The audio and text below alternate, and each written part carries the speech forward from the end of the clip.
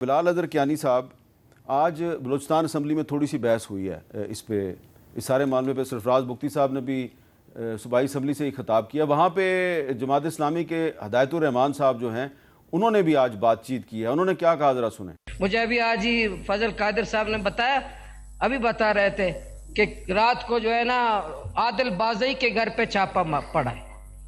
वहाँ ट्रेन में बच्चे फंसे हैं। आदिल बाज़ई मुजरिम है, आदिल बाज़ई कातिल है, आदिल बाज़ई की रियासत मुखालिफ है। ये कोई टाइम था कि आदिल बाज़ई एमएनए के घर पे छापा मारे? वहाँ हमारे 200 बच्चे यरगमार हैं और क्वेटा में आदिल बाज़ई के घर पे छापा। ये संजीदगी, ये हमारी पॉलिसी।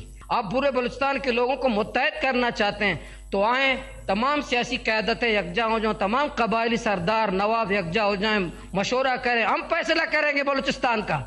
लेकिन ऐसा नहीं होगा हम बैठेंगे हमें थमा देंगे, पर्ची थमा देंगे, नहीं, आप लोग बैठे, फैसला ये होगा, ऐसा नहीं होगा। अच्छा, अब सवाल तो बड़ा वैलिड है बिलाल अज़हर कियानी साहब कि एक तरफ बुलान में जाफ़र एक्सप्रेस में सैकड़ों मुसाफिर फंसे हुए हैं और सिक्योरिटी फोर्सेस कोयटा में ये आपके साथ बैठे हैं, आदिल बाज़ई साहब, इनके घर छापे मार रही हैं। उनको नहीं पता था ये इस्लामाबाद में? देखिए, दो बातों में तफरीक करते हैं। सबसे पहले तो कोई भी ये नहीं डिनाई कर रहा, हम आपके सामने और कह रहे हैं कि ये जो हादसा हुआ है, और ये हादसा नहीं, दहशतगर्दी जो हुई है, इसकी एक संजीदगी है। और इसके लिए जो जिस तरह का संजीदा रिस्पांस लॉ इन्फोर्समेंट एजेंसीज़ ने, सिक्योरिटी फोर्सेस ने किया, वो भी आपके सामने, और उसके ऊपर मज़ीद तफसीलात भी आगे सामने आ जाएंगी।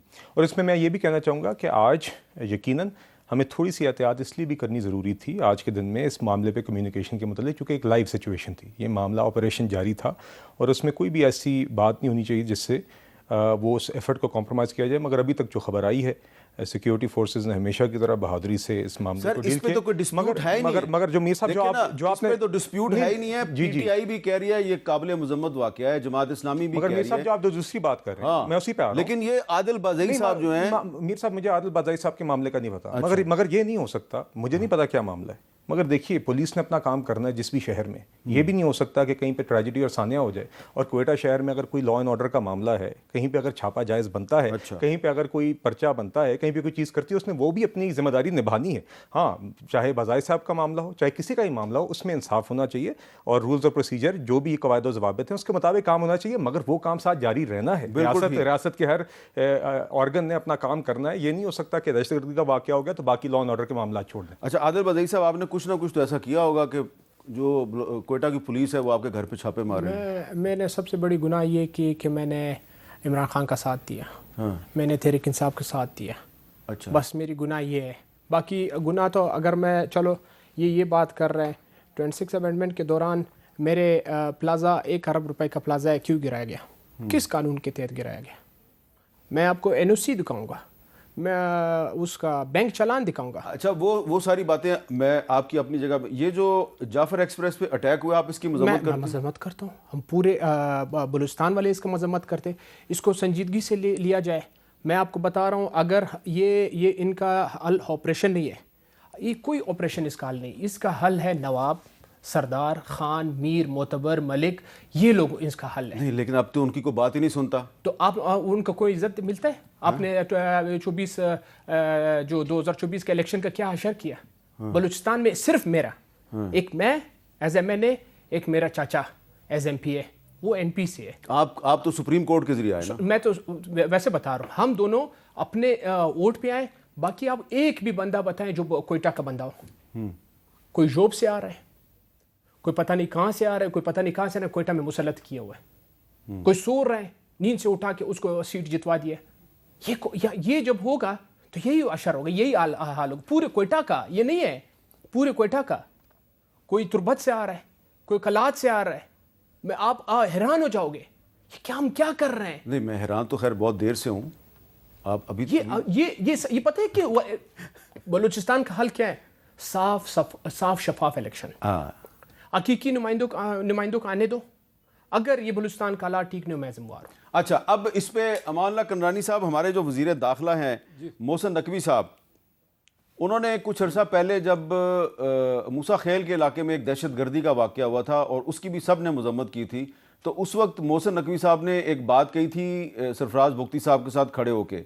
आज लोग जो हैं वो उसी उनकी बात को दोबारा याद कर रहे हैं। ज़रा सुने उन्होंने क्या कहा था। जो दहशतगर्दों ने हमला किया है बिल्कुल किया है, छुप के किया है ना, सामने आते मुकाबला करते, किसी ऑपरेशन की कोई ज़रूरत नहीं है। ये एक SHO की मार है, इनके लिए कोई लंबी चौड़ी हमें साइंस करने की ज़रूरत नहीं है। ये दहशतगर्द हैं और दहशतगर्दों का मुकाबला करना हमारी सिविल आर्म फोर्सेज भी जानती हैं, हमारी आर्म फोर्सेज भी जानती है, हमारी पुलिस भी जानती है, और इनका बंदोबस्त होगा। अच्छा, अब ये बताएं अमाला करनानी साहब, यकीनन आप इससे इत्तेफाक नहीं करेंगे, लेकिन ये जो नैरेटिव कुछ अर्सा पहले तक था कि भाई ये कोई इशू है ही नहीं, ये तो दहशतगर्द एक SHO की मार हैं, तो इससे क्या फ़ायदा हुआ या नुकसान हुआ है? मीर साहब, आप माशाल्लाह बड़े महक़्क़िक़ भी हैं, तारीख़ पर भी आपकी नज़र है। उम्र में आप छोटे हैं, मैं कम से कम मेरी उम्र इतनी है कि मुझे जिस तारीख़ का मैं ज़िक्र कर रहा हूँ उसका मैं गवाह हूँ। ये एक जहनीत है, ये मानते नहीं, इशू को इशू समझते ही नहीं है। ये तो बांग्लादेश को भी इशू नहीं समझते थे। मैंने यहया खान की तकरीर खुद सुनी, 6ठी जमात का तालिब इल्म था, रेडियो पे कह रहे थे उधर से हमारी फ़ौज ने सरेंडर किया हुआ था, इधर वो कह रहा था कि हम जो है जंग जीत रहे, और हमारा वज़ीर ख़ारजा कह रहा था कि हम 1000 साल तक लड़ेंगे। ये तो इश्यूज़ को दबा देते हैं, ये कौम को कुछ सच बताते नहीं हैं।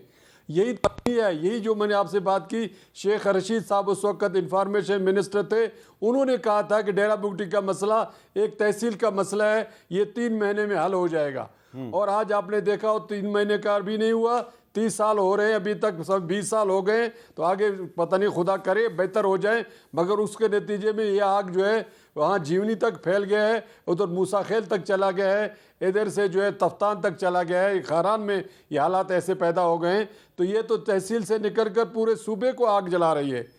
तो इनके अंदर विजन ही नहीं है, ये चाहते ही नहीं है कि कौम को सच बताए। अभी भी जो है ना करनानी साहब, इनका विजन नहीं है, लेकिन जो इससे पिछली हुकूमत थी उसके दौर में भी हालात ख़राब थे, उससे पिछली हुकूमत के दौर में भी, इमरान खान साहब के दौर में भी हालात ख़राब थे। तो ये तो मामला इतने नहीं थे वीर साहब, ऐसा नहीं, से चल रहा है। आप तारीख की बात कर रहे हैं, तो मामला तो 1948 से चल रहा है। तो ये अमन क्यों नहीं कायम हो रहा? इसका सोल्यूशन बता रहे हैं आदिल बाज़ई साहब, फेयर एंड फ्री इलेक्शन, क्या उससे मसला हल हो जाएगा?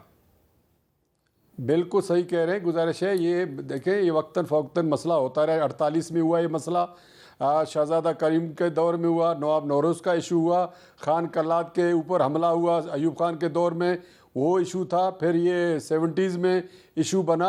मगर मैंने आपको जो अभी शेयर किया वो ये है कि 97 में नवाब मरी, नवाब बुगटी, सदातौला मैंगल इकट्ठे बैठे, उन्होंने जमहूरी और सियासी तरीके से, आइनी तरीके से एक हुकूमत बनाई। सरदार अख्तर मैंगल को वज़ीर आला बनाया, मैं उसका एडवाइज़र भी था। तो गुजारिश है कि ये सारे अमल इन्होंने मिलकर किया है। उन्होंने कब पाकिस्तान के खिलाफ बात की है? उन्होंने इस 1973 के आइन के तहत बालाच मरी ने हल्फ उठाया, हैर प्यार मरी ने FPA रहा है, वजीर रहा है, वो किसने पाकिस्तान के खिलाफ बंदूक उठाया है? इसमें कोई बैरूनी साजिश मुलवस, बैरूनी हाथ मुलवस हो सकता है, लेकिन आज पाकिस्तान में जो अमरीकी सफारत खाना है उसने बड़े खुले अल्फाज में ये जो जाफ़र एक्सप्रेस पे अटैक हुआ है इसकी मजम्मत की है, और उन्होंने कहा है कि BLA को अमेरिका ने एक दहशतगर्द तंजीम के तौर पे डिक्लेयर किया हुआ है। तो इसका मतलब है कि अमेरिका जो है उसने आज खुलकर बात कर दिया, इंप्रेशन दे दिया जी कि हम इसकी मजम्मत करते हैं, और जो लोग समझते हैं कि हम इनके पीछे हैं वो गलत बयानी कर रहे हैं। लेकिन इंडिया की तरफ से ऐसी कोई वजाहत या ऐसी कोई स्टेटमेंट नहीं आई।